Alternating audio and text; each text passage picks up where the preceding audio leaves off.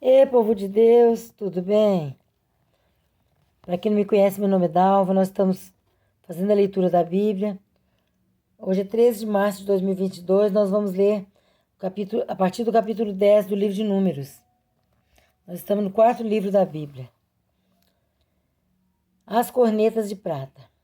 O Senhor disse a Moisés: faça 2 cornetas de prata batida, a fim de usá-las para reunir a comunidade e para dar aos acampamentos o sinal para partirem. Quando as 2 cornetas tocarem, a comunidade inteira se reunirá diante de você à entrada da tenda do encontro. Se apenas uma tocar, os líderes, chefes dos clãs de Israel, se reunirão diante de você. Quando a corneta der um toque de alerta, as tribos acampadas a leste deverão partir. Ao som do segundo toque, os acampamentos do lado sul partirão. O toque de alerta será o sinal para partir. Para reunir a assembleia, faça soar as cornetas, mas não com o mesmo toque. Os filhos de Arão, os sacerdotes, tocarão as cornetas. Este é um decreto perpétuo para vocês e para as suas gerações. Quando em sua terra vocês entrarem em guerra contra um adversário que os esteja oprimindo, toquem as cornetas, e o Senhor, o Deus de vocês, se lembrará de vocês e os libertará dos seus inimigos. Também em seus dias festivos, nas festas fixas e no primeiro dia de cada mês, vocês deverão tocar as cornetas por ocasião dos seus holocaustos e das suas ofertas de comunhão, e elas serão um memorial em favor de vocês perante o seu Deus. Eu sou o Senhor, o Deus de vocês. Os israelitas partem do Sinai. No 20º dia do segundo mês do segundo ano, a nuvem se levantou de cima do tabernáculo que guarda as tábuas da aliança.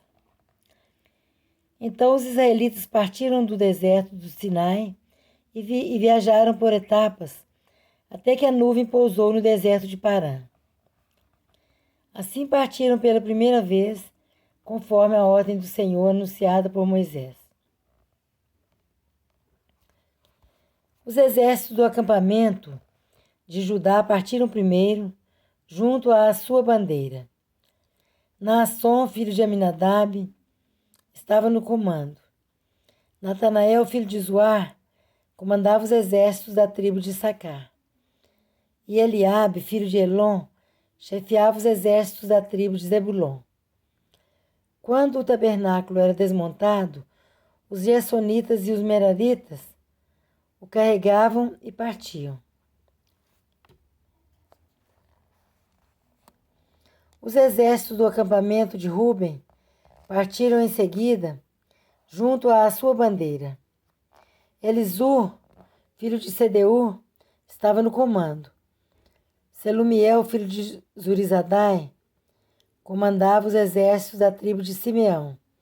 E Eliasaf, filho de Deuel, chefiava os exércitos da tribo de Gade.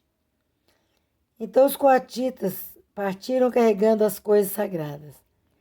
Antes que eles chegassem, o tabernáculo já deveria estar armado. Os exércitos do acampamento de Efraim partiram em seguida, junto à sua bandeira. Elisama, filho de Amiúde, estava no comando. Gamaliel, filho de Pedazur, comandava os exércitos da tribo de Manassés. E Abidã, filho de Gideone, os exércitos da tribo de Benjamim. Finalmente partiram os exércitos do acampamento de Dan, junto à sua bandeira, como retaguarda para todos os acampamentos. Aiezer, filho de Amizadai, estava no comando. Pagiel, filho de Ocrã, comandava os exércitos da tribo de Azer. e Aira, filho de Enã, a divisão da tribo de Naphtali. Essa era a ordem que os exércitos israelitas seguiam quando se punham em marcha. Então Moisés disse a Obabe, filho do midianita Reuel, sogro de Moisés: Estamos partindo para o lugar a respeito do qual o Senhor disse: Eu o darei a vocês. Venha conosco e o trataremos bem, pois o Senhor prometeu boas coisas para Israel. Ele respondeu: Não, não irei. Voltarei para a minha terra e para o meu povo. Moisés, porém, disse: Por favor, não nos deixe. Você sabe onde devemos acampar, no deserto, e pode ser o nosso guia. Se vier conosco, partilharemos com você todas as coisas boas que o Senhor nos der. Então eles partiram do monte do Senhor e viajaram 3 dias. A arca da aliança do Senhor foi à frente deles durante aqueles 3 dias para encontrar um lugar para descansarem. A nuvem do Senhor estava sobre eles de dia, sempre que partiam de um acampamento.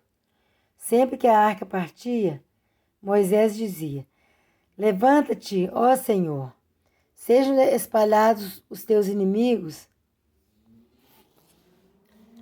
e fujam diante de ti os teus adversários. Sempre que a arca parava, ele dizia: Volta, ó Senhor, para os incontáveis milhares de Israel.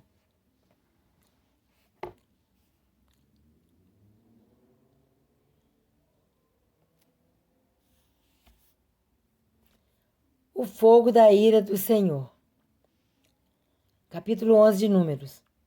Aconteceu que o povo começou a queixar-se das suas dificuldades aos ouvidos do Senhor. Quando ele os ouviu, a sua ira acendeu-se, e o fogo da parte do Senhor queimou entre eles e consumiu algumas extremidades do acampamento. Então o povo clamou a Moisés, este orou ao Senhor, e o fogo extinguiu-se. Por isso aquele lugar foi chamado Taberá, porque o fogo da parte do Senhor queimou entre eles. A reclamação do povo. Gente, isso é um problema, né? Sempre teve isso, murmuração, reclamação. Hoje não é diferente. O povo reclama demais. Tá chovendo, o povo reclama. Tem sol, reclama. Muda o presidente, o povo reclama. Entra outro presidente, o povo reclama. Reclama de tudo. Meu Deus. Mas é coisa antiga, né? Desde os tempos antigos o povo já murmurava. Mas Deus não gosta disso, Deus não se agrada em murmuração.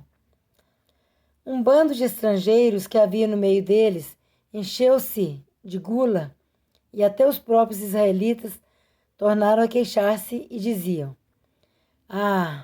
se tivéssemos carne para comer, nós nos lembramos dos peixes que comíamos de graça no Egito, e também dos pepinos, das melancias, dos alhos porós, das cebolas e dos alhos. Mas agora perdemos o apetite, nunca vemos nada a não ser este maná. Esse maná, gente, era pão do céu que Deus mandava para o povo comer. Todo dia tinha maná. Mais para frente na Bíblia fala, acho que no Novo Testamento, que Deus mandava pão do céu. E isso era o pão do céu. O maná era como semente de coentro e tinha aparência de resina. O povo saía recolhendo o maná nas redondezas e o moía no moinho manual ou socava-o num pilão. Depois cozinhava o maná e com ele fazia bolos. Tinha gosto de bolo amassado com azeite de oliva. Quando o orvalho caía sobre o acampamento, à noite também caía o maná. Moisés ouviu gente de todas as famílias se queixando, cada uma à entrada de sua tenda. Então acendeu-se a ira do Senhor, e isso pareceu mal a Moisés. E ele perguntou ao Senhor: por que trouxeste este mal sobre o teu servo? Foi por não te agradares de mim que colocaste sobre os meus ombros a responsabilidade de todo esse povo? Por acaso foi eu quem o concebeu? Esse Moisés também era atrevido, né? Corajoso, a gente falar assim com Deus. Por acaso fui eu quem o concebeu? Fui eu quem o deu à luz? Por que me pedes para carregá-lo nos braços, como uma ama carrega um recém-nascido, para levá-lo à terra que prometeste sob juramento aos teus antepassados? Aos seus antepassados?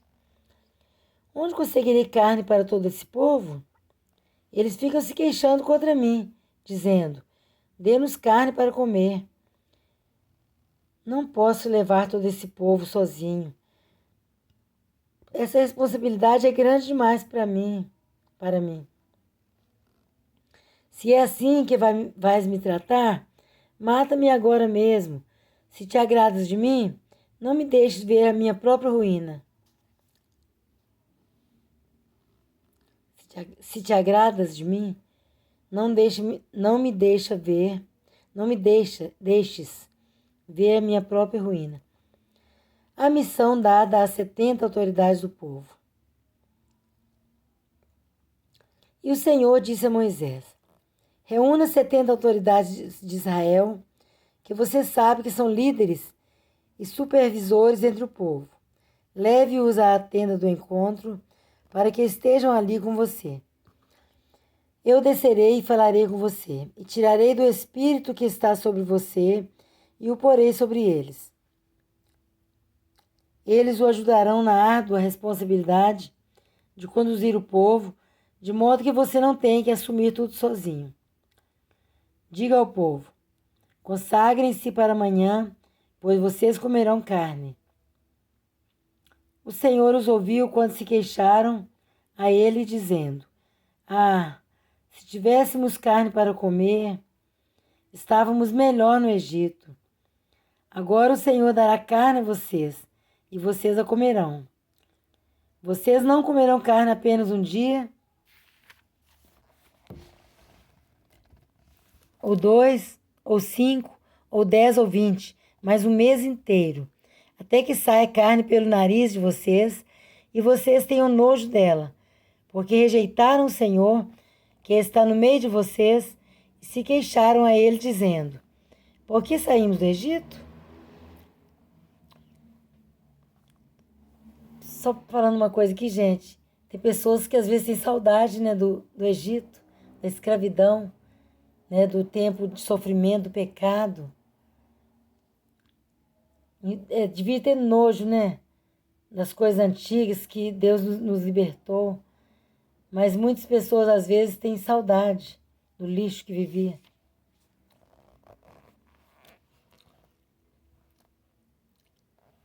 Disse, porém, Moisés: aqui estou eu no meio de 600.000 homens em pé, e dizes: darei a eles carne para comerem durante o mês inteiro. Será que haveria o suficiente para eles se todos os rebanhos fossem abatidos? Será que haveria o suficiente para eles se todos os peixes do mar fossem apanhados? O Senhor respondeu a Moisés: estará limitado o poder... essa aí, gente, é legal, viu? O Senhor respondeu a Moisés: estará limitado o poder do Senhor? Agora você verá se a minha palavra se cumprirá ou não. Então Moisés saiu e contou ao povo o que o Senhor tinha dito. Reuniu 70 autoridades dentre eles e as dispôs ao redor da tenda. O Senhor desceu na nuvem e lhe falou, e tirou do espírito que estava sobre Moisés e o pôs sobre as 70 autoridades. Quando o espírito veio sobre elas, sobre as pessoas, profetizaram, mas depois nunca mais tornaram a fazê-lo. Entretanto, 2 homens chamados Eldade e Medade tinham ficado no acampamento. Ambos estavam na lista das autoridades, mas não tinham ido para a tenda. O Espírito também veio sobre eles e profetizaram no acampamento. Então, certo jovem correu e contou a Moisés: Eldade e Medade estão profetizando no acampamento. Josué, filho de Num, que desde jovem era auxiliar de Moisés, interferiu e disse: Moisés, meu senhor, proíba-os. Mas Moisés respondeu: Você está com ciúmes por mim? Quem dera todo o povo do Senhor fosse profeta e que o Senhor pusesse o seu espírito sobre eles. Então Moisés e as autoridades de Israel voltaram para o acampamento. O Senhor envia codornizes. Depois disso, veio um vento da parte do Senhor, que trouxe codornizes do mar e a fez cair por todo o acampamento, a uma altura de 90 centímetros, espalhando-as em todas as direções num raio de um dia de caminhada. Durante todo aquele dia e aquela noite e durante todo o dia seguinte, o povo saiu e recolheu codornizes. Ninguém recolheu menos de 10 barris. Então ele as estenderam para secar ao redor de todo o acampamento. Mas, enquanto a carne ainda estava entre os seus dentes, e antes que a ingerissem, a ira do Senhor acendeu-se contra o povo, e ele o feriu com uma praga terrível. Por isso o lugar foi chamado Kibrote Hatava, porque ali foram enterrados os que tinham sido dominados pela gula. De Kibrote Hatava, o povo partiu para Azerote e lá ficou. Capítulo 12 de Números. Miriam e Arão criticam Moisés. Miriam e Arão começaram a criticar, lembrando que Miriam é irmã de Moisés e Arão também é irmão de Moisés. Arão é o sacerdote, né? Que é auxiliar lá do sacerdote. E Miriam é irmã de Moisés. Miriam e Arão começaram a criticar Moisés porque ele havia se casado com uma mulher etíope. Será que o Senhor tem falado apenas por meio de Moisés? Perguntaram.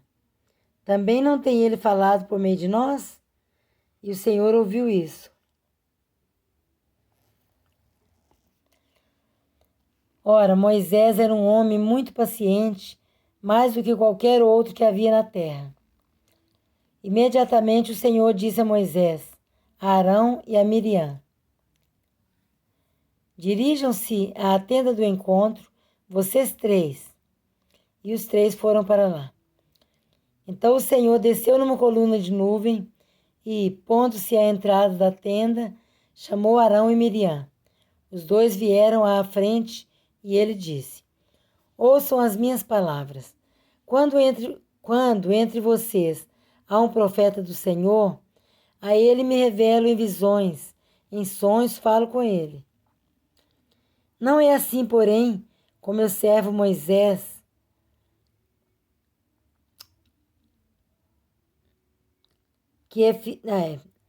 não é assim, porém, com meu servo Moisés, que é fiel em toda a minha casa. Com ele falo face a face, claramente, e não por enigmas, e ele vê a forma do Senhor. Por que não temeram criticar meu servo Moisés? Então a ira do Senhor acendeu-se contra eles, e ele os deixou. Quando a nuvem se afastou da tenda, Miriam estava leprosa. Sua aparência era como a da neve. Arão voltou-se para Miriam, viu que ela estava com lepra, e disse a Moisés: Por favor, meu Senhor, não nos castigue pelo pecado que tão tolamente cometemos. Não permita que ela fique como um feto abortado que sai do ventre de sua mãe com a metade do corpo destruída. Então Moisés clamou ao Senhor: Ó Deus, por misericórdia, conceda-lhe a cura. O Senhor respondeu a Moisés: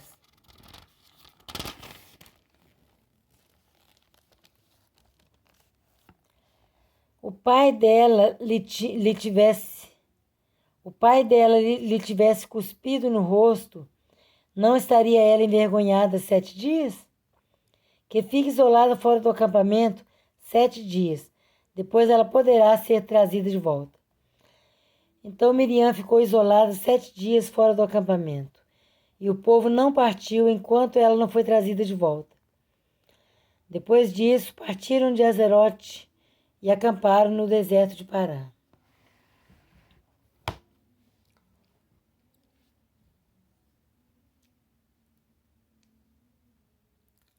A missão do reconhecimento de Canaã. E o Senhor disse a Moisés: envie alguns homens em missão de reconhecimento. Envie alguns homens em missão de reconhecimento à terra de Canaã, terra que dou aos israelitas. Envie um líder de cada tribo dos seus antepassados. Assim Moisés os enviou do deserto de Parã, conforme a ordem do Senhor.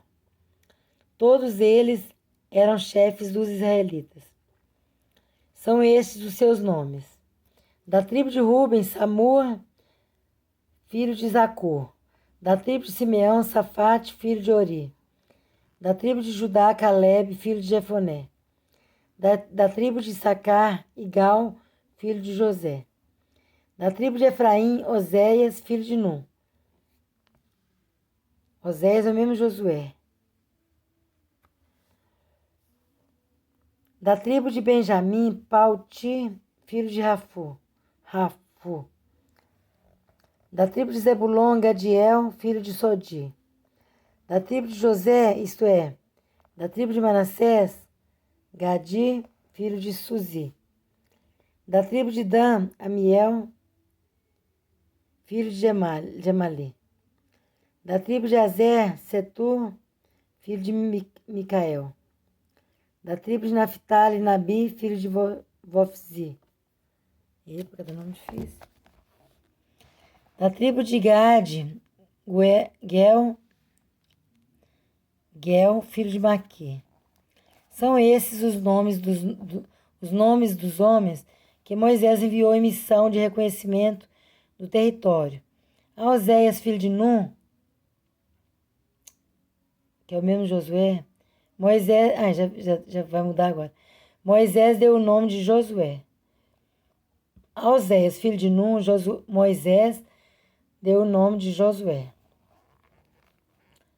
Quando Moisés os enviou para observarem Canaã, disse: subam pelo Neguebe e prossigam até a região montanhosa. Vejam como é a terra e se o povo que vive lá é forte ou fraco, se são muitos ou poucos. Se a terra em que habitam é boa ou ruim. Se as cidades em que vivem são cidades sem muros ou fortificadas. Se o solo é fértil ou pobre. Se existe ali floresta ou não. Sejam corajosos, tragam alguns frutos da terra. Era a época do início da colheita das uvas. Eles subiram e observaram a terra, desde o deserto de Zim até Reob, na direção de Lebo-Hamat. Lebo-Hamat. Subiram do Neguebe e chegaram a Hebron, onde viviam Aimã, Sesai e Talmai, descendentes de Enac, os gigantes. Hebron havia sido construída 7 anos antes de Zoan, no Egito. Quando chegaram ao vale de Escol, cortaram um ramo do qual pendia um único cacho de uvas. 2 deles carregavam o cacho, pendurado numa vara. Colheram também romãs e figos. Aquele lugar foi chamado Vale de Escol por causa do cacho de uvas que os israelitas cortaram ali. Ao fim de 40 dias, eles voltaram da missão de reconhecimento daquela terra. Não sei se vocês repararam, mas aqueles homens que moravam lá eram gigantes. Aqueles homens, quer ver? Cadê os 3?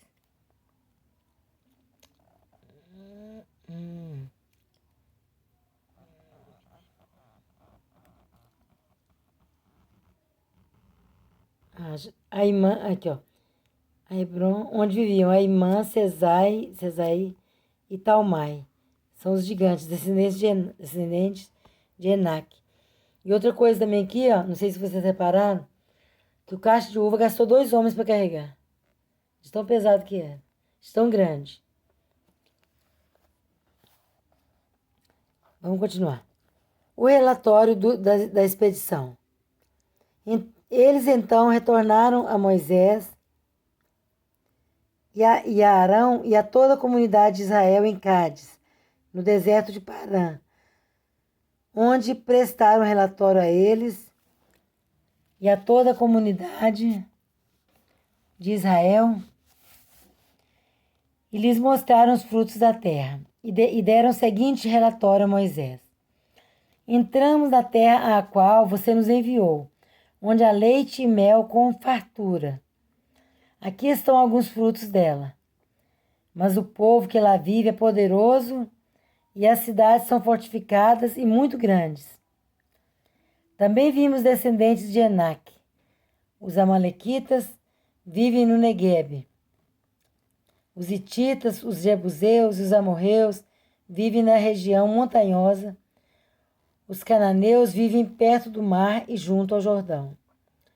Então Caleb fez o povo calar-se perante Moisés e disse: subamos e tomemos posse da terra. É certo que venceremos. Mas os homens que tinham ido com ele disseram: não podemos atacar aquele povo, é mais forte do que nós. E espalharam entre os israelitas um relatório negativo acerca daquela terra. Disseram: a terra para a qual fomos em missão de reconhecimento devora os que nela vivem. Todos os que vimos são de grande estatura. Vimos também os gigantes, os descendentes de Enaque, diante de quem parecíamos gafanhotos a nós e a eles. Olha, gente, como que é as coisas, né? Desde o começo da Bíblia lá, Deus falou com eles: eu darei para vocês a terra dos jebuseus, dos hititas, dos cananeus, dos heteus, dos amorreus, dos ferezeus, dos heveus, terra que manda leite e mel. E quando chegou na terra, né, tinha 2 animados, que é Josué e Caleb. E esses, né, falaram que a terra é boa, que tinha que entrar mesmo, possuir a terra. Homens de fé. Mas o resto ficou medroso. O resto amarelou. E ainda ficou fazendo fofoca no meio do povo, no meio dos israelitas, falando que a terra era muito perigosa, vivia homens muito fortes, gigantes, a terra era toda murada, a terra era fortificada. E falou: se a terra para a qual fomos em missão devora os. Olha só. A terra para a qual fomos em missão de reconhecimento devora os que nela vivem. Todos os que vimos são de grande estatura. Vimos também os gigantes, os descendentes de Enac, diante de quem parecíamos gafanhotos a nós e a eles. Então, gente, hoje em dia também é assim, né? O pessoal é muito medroso. Não é mesmo? A pessoa tem Jesus, tem Deus, tem com eles, tem o Senhor com eles, ainda fica com medo. Né? Medo dos outros. Nós temos que ser fortes, nós temos que ser corajosos. A Bíblia nos ensina isso e o Espírito Santo nos fortalece para que nós possamos andar de cabeça erguida, rompendo em fé, andando de glória, vivendo de glória em glória, de vitória em vitória. Isso que a palavra de Deus nos ensina. Vou terminar que meu celular está quase desligando. Meus queridos, Deus que abençoe. Amanhã nós continuaremos nossa leitura do capítulo 14. Deus que abençoe. Fiquem com Deus e a paz seja com todos. Em nome de Jesus. Amém.